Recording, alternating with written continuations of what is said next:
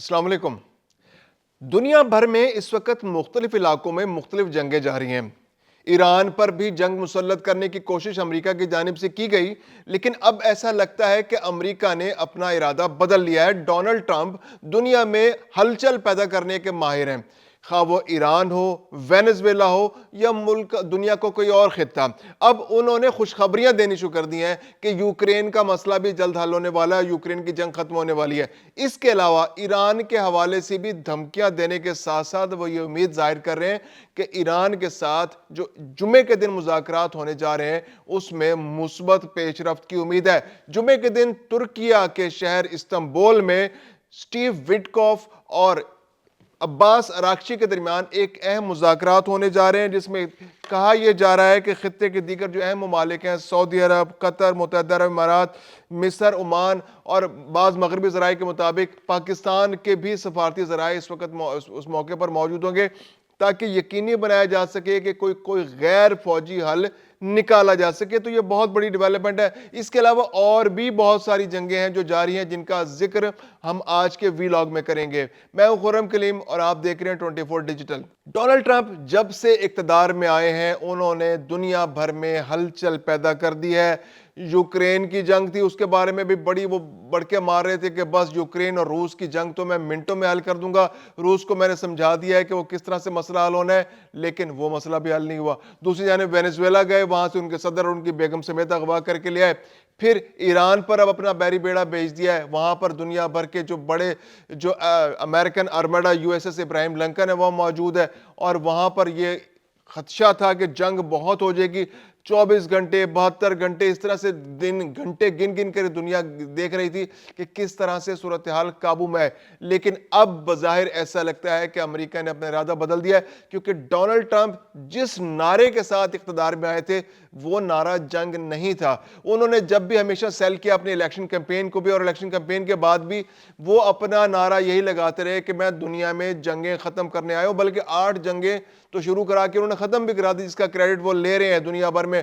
पाकिस्तान भारत जंग का क्रेडिट ले रहे हैं, बर्मा थाईलैंड जंग का क्रेडिट ले रहे हैं। इसके अलावा और भी बहुत सारी जंगें हैं जो शुरू होने से पहले ही उन्होंने रोक दी, उसका क्रेडिट भी उन्होंने ले लिया। 8 जंग को क्रेडिट ले रहे हैं वो।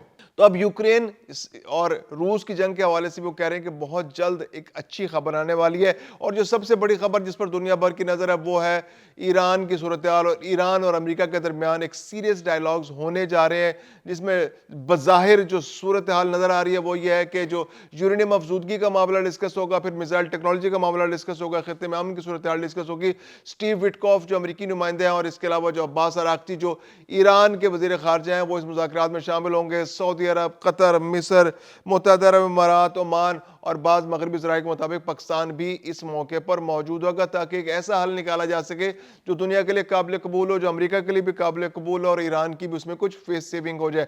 और दूसरी जानिब डोनाल्ड ट्रंप जो है वो बढ़के मारने में लगे हुए हैं कि जनाब हमने तो अपना बैरी बेड़ा भेजा हुआ है, और ये वेनेजुएला से भी बड़ा बैरी बेड़ा है। और ये जाकर अगर ईरान ने हमारी बात नहीं मानी, ईरान ने मुज़ाकरात में नरमी ना दिखाई, ईरान ने हमारे जो मुतालबात मंजूर ना किए, तो उसके साथ बहुत ज्यादा सख्त रवैया अपनाया जाएगा। दूसरी जानिब ये तो जंगें होगी जो असले से लड़ी जा रही हैं, इसके अलावा भी कुछ जंगें हैं जो लड़ी जा रही हैं दुनिया भर में। और वो सबसे बड़ी जंग जो इस वक्त लड़ी जा रही है वो है सोने और डॉलर के दरमियान जंग। और इस जंग के अंदर सोना पहले जीत रहा था, अब डॉलर ने दोबारा से रिकवर करना शुरू किया, और डॉलर की जो प्राइस है वो थोड़ी सी स्टेबल हुई है। और सोने की कीमत जो 3-4 दिन तक नीचे जाती रही थी, आज उसने थोड़ी सी रिकवरी की है। अच्छा, सोने की कीमत जो है उसमें बहुत ज्यादा गिरावट पिछले 4-5 दिन के अंदर नजर आई, और उससे पिछले एक हफ्ते के अंदर सोना जो है वो आलमी मार्केट के अंदर बहुत ऊपर चला गया था। आज भी सोने की मार्केट में थोड़ी सी रिकवरी देखने में आई है।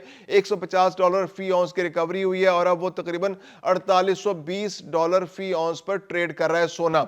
लेकिन अब अमेरिका ने एक स्ट्रेटजी अपना ली है। अमेरिका ने अपने फेडरल रिजर्व बैंक्स के हेड को चेंज कर दिया। वो नए हेड जो आए हैं वो उनके बारे में ख्याल ये है कि वो बहुत टाइट फिस्कल पॉलिसी लेके आएंगे। उस टाइट फिस्कल पॉलिसी के जरिए अमेरिका में डॉलर को मजबूत किया जाएगा, और डॉलर अगर मजबूत होगा तो आलमी बरादरी में अमेरिका की پوزیشن مضبوط ہوگی، کیونکہ سونا اس کے مقابلے میں آ رہا تھا. دنیا بھر کے جو دوسرے ممالک تھے وہ ڈالر کے مقابلے میں سونے کی بہت زیادہ بائنگ کر رہے تھے، جس کی وجہ سے ڈالر گر رہا تھا اور سونا امپورٹنٹ ہوتا چلا جا رہا تھا. اب 3-4 دن سے ڈالر جو ہے وہ ٹائٹ سیکورٹی جو فسکل پالیسیز کی وجہ سے دوبارہ سے اپنے پوزیشن مضبوط کر لی ہے. اچھا، جب ڈالر مضبوط ہوتا ہے تو پھر عالمی مارکیٹ میں اور انڈیکیٹر نظر آتے ہیں، جیسے تیل کی پرائسز کم ہونا شروع ہو گئی ہیں. اب 2 دن ایسے ہوئے کہ لگاتار 2 دن سے تقریباً 4% پیر کے روز عالمی مارکیٹ کے اندر تیل کی پرائس کم ہو گئی. اس کی 2 وجوہات ہیں. ایک وجہ تو یہ ہے کہ جو ڈالر ہے، ڈالر سٹیبل ہوا ہے. ڈالر سٹیبل ہونے کی وجہ سے چونکہ دنیا بھر میں ڈالر کے ذریعے انٹرنیشنل مارکیٹ میں ٹریڈ ہوتی ہے، تو ڈالر سٹیبل ہوا ہے، تو اس کی انٹرنیشنل مارکیٹ کے اندر تیل کی قیمتیں کم ہو گئی ہیں پیٹرول کی. اور اس کے علاوہ جو دوسری سب سے بڑی وجہ ہے وہ یہ ہے کہ جو امریکہ اور ایران کے درمیان جو کشیدگی کم ہوتی چلی جا رہی ہے، اور کشیدگی کم ہونے کی وجہ سے تیل کی جو وسائل ہیں اس پر دباؤ تھا کہ یہ شاید ٹریڈ رک جائے گی، ڈیمانڈ اینڈ سپلائی کا مسئلہ پیدا ہو جائے گا، تو وہ پریشر بھی عالمی مارکیٹ پر جو آئل مارکیٹ ہے اس پر سے کم ہوا ہے. اور اب اس کے بعد عالمی جو آئل مارکیٹ ہے اس کے اندر جو پریشر بائنگ ہو رہی تھی وہ کم ہو گئی ہے. اور پچھلے 2-3 دن کے درمیان جو ہے عالمی مارکیٹ کے اندر تیل کی قیمتیں جو ہیں وہ کافی حد تک کم ہو گئی ہیں. یعنی یوں سمجھیے کہ 4% تیل کے اندر پرائز کے اندر کمی ہو گئی ہے. اور اس وقت جو فیوچرز کے سودے ہو رہے ہیں وہ تقریباً $65.91 فی بیرل کے حساب سے ہو رہے ہیں. اور امریکی ویسٹ ٹیکساس انٹرمیڈیٹ کے اندر جو سودے ہو رہے ہیں وہ 61.83 فی بیرل تک نیچے آ چکے ہیں. اور مزید بھی گرنے کا چانس ہے کہ اس وقت انٹرنیشنل مارکیٹ کے اندر پیٹرول کی پرائسز گریں گی. اور جو سونے کی پرائسز ہیں اس کے بارے میں بھی یہی امکان ظاہر کیا جا رہا ہے کہ جو تیزی اس کے اندر ایک بہت غیر معمولی تیزی آ گئی تھی انٹرنیشنل بائنگ کی وجہ سے. چائنا جو ہے اور اس کے علاوہ جو برکس کنٹریز ہیں وہ بہت بڑے پیمانے پر سونے کی خریداری کر رہی ہیں، کیونکہ ڈالر نے جس طرح سے دنیا بھر میں ادھم مچا رکھا ہے، یعنی امریکہ نے دنیا بھر میں جس طرح سے ادھم مچا رکھا ہے، اور ڈالر خود پینک ہوا ہوا ہے، ڈونلڈ ٹرمپ خود پینک ہوا ہوا ہے کہ شاید ایسا نہ ہو کہ آنے والے دنوں میں جو دنیا بھر میں تجارت ہے وہ ڈالر کی بجائے لوکل کرنسیز کے اندر ہونے لگ جائے. جیسے چائنا اس وقت دنیا کے 40 ممالک کے ساتھ یوان کے اندر ٹریڈ کر رہا ہے. اس کے علاوہ رشیا نے بھی بائیلیٹرل جو بارٹر ٹریڈ ہے اس کو آگے بڑھانے کی کوشش کی ہے. پھر دنیا بھر میں بہت سارے ممالک ہیں جو اپنے قرضے، جو امریکن ڈالر کے قرضے، جیسے انڈیا نے بہت سارا قرضہ اتار دیا ہے. انڈیا بھی انٹرسٹ شو کر رہا ہے کہ وہ بڑے ممالک کے ساتھ بارٹر ٹریڈ کرے، یا ایسی ٹریڈ کرے جس کے اندر ڈالر استعمال ہو، کیونکہ انٹرنیشنل مارکیٹ کے اندر امریکہ نے بھارت کو کافی حد تک دباؤ کا شکار کیا رکھا تھا. لیکن اس دباؤ کی جنگ میں امریکہ نے آخر کار بھارت کو گھٹنے ٹیکنے پر مجبور کر دیا ہے. اور بھارت اس چیز پر تیار ہو گیا ہے کہ وہ وہیں سے تیل خریدے گا جہاں سے امریکہ چاہتا ہے. امریکہ چاہتا ہے کہ بھارت امریکہ سے تیل خریدے اور وینیزویلا سے تیل خریدے. اور اب بھارت نے انٹرسٹ شو کر دیا ہے، رضامندی ظاہر کر دی ہے کہ وہ آنے والے دنوں کے اندر جو آئندہ تیل کے سودے کرے گا وہ وینیزویلا سے کرے گا، اور جہاں سے امریکہ چاہے گا کرے گا.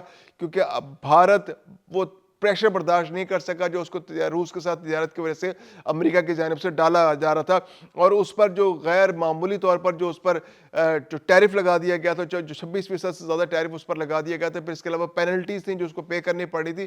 تو اب امریکہ کی جانب سے اس کو آفر کیا گیا ہے کہ جو پاکستان کے ساتھ 19% کا پاکستان کو آفر کی گئی ہے، تو اس سے 1% کم، یعنی کہ 18% ٹیرف کے ساتھ بھارت امریکہ کے ساتھ تجارت کر سکے گا. تو بھارت کے لیے تجارت اب نسبتاً آسان ہو گئی ہے، اور امریکہ نے انشور کر لیا ہے کہ جو ڈالر ہے وہ سٹیبل رہے. یہ ڈالر کی جنگ ہے، ڈالر سونے کی جنگ ہے، جس کے اندر ڈالر نے ایک اور فتح حاصل کی ہے، اور وہ فتح ہے بھارت کو گھٹنوں پر بٹھانا اور گھٹنوں پر ٹیکنے پر مجبور کرنا کہ وہ ڈالر میں امریکہ کے ساتھ تجارت کرتا رہے.